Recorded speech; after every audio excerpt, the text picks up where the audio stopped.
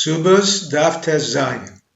First Mishnah of the Perek discusses how to determine the amount of a lost ksuba.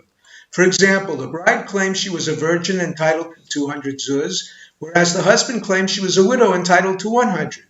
Tanakama holds witnesses who testified she wore hinuma with her hair out was proof of her virginity.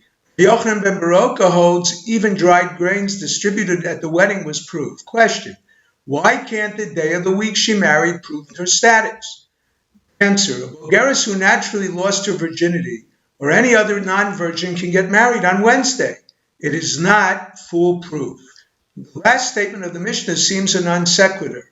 Rabbi Yeshua admits that one who said, "This was your father's field that I purchased from him," is believed because of Pesha Aser Pesha Hitir. The occupant claimed the property once belonged to the claimer's father, a fact previously unknown to the son. He can therefore qualify it as well, stating he purchased it and is believed without proof of purchase. The court cannot accept one part of his statement and not the other. Question: the Mishnah states that if the ksuba was lost, she is believed with witnesses. Apparently, it does not follow Rabbi Gamliel, who believed her claim without witnesses. Answer: the cases are different. Rabbi Gamliel believed her claim in the earlier Mishnah because it was a tainis bari, a definite claim with a chazaka, a presumption of her virgin status, whereas the husband's claim could only be shema. Perhaps she lost her virginity prior to their marriage. In the Mishnah's case, the husband's claim can also be a tainis bari.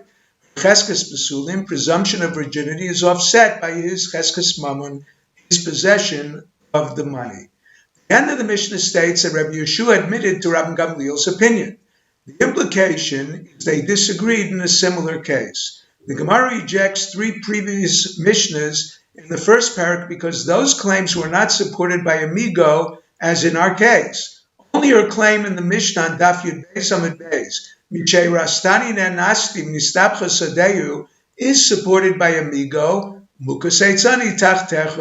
that would have permitted her to a kohen. Her actual claim disqualifies her. Question: why does Rabbi Yeshua believe the occupant of the land and not the bride? Both claims are supported by amigo. The answer: the Gemara resolves it with a metaphor. Hacha ein shor shachud lefanecha. One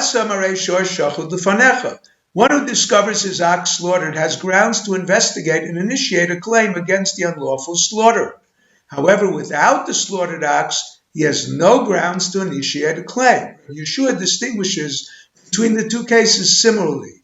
The husband's failure to find his bride a virgin on the wedding night is the slaughtered ox in front of him, whereas our Mishnah, where he did not discover the slaughtered ox, had the occupant not admitted the purchase, he purchased the property from the father, the son would not have lodged a claim against him.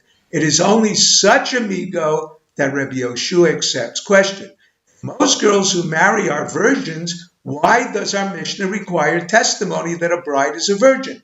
Rely on the majority. The answer: the rov is reinforced by a kol. The joyous customs known and remembered by the general public. This bride's inability to find witnesses to testify to them weakens our ability to rely on a majority. Question: according to our Mishnah, a bride can retrieve her full ksuba on the basis of this testimony. How can she be stopped from collecting twice in a different court? The answer: Rabbi Abo holds that when the ksuba is lost, she has to provide a receipt. Rabbi holds the Mishnah refers to a place where there was no written ksuba. She collects by presenting to the court her get or by bringing witnesses who testify her husband is dead. Question: even if the Mishnah discusses a place where there is no ksuba, witnesses can testify about her hinuma in courts. The answer: Papa agrees she must provide a receipt where a bride can collect with witnesses. Brisa brings other customs performed at the wedding of virgins. One is passing a cup before her, called a koshel besura. What is it? The answer: number one, Rada Barava is a cup of truma wine that would be permitted to her had she married a kohen. Number two, Papa explains also it is a cup of truma wine, symbolizing both being the first, truma being the first tithe of one's produce, and this man being this first this woman's first cohabitation. Another custom was to pass a barrel of wine, the virgins closed, the non-virgins opened.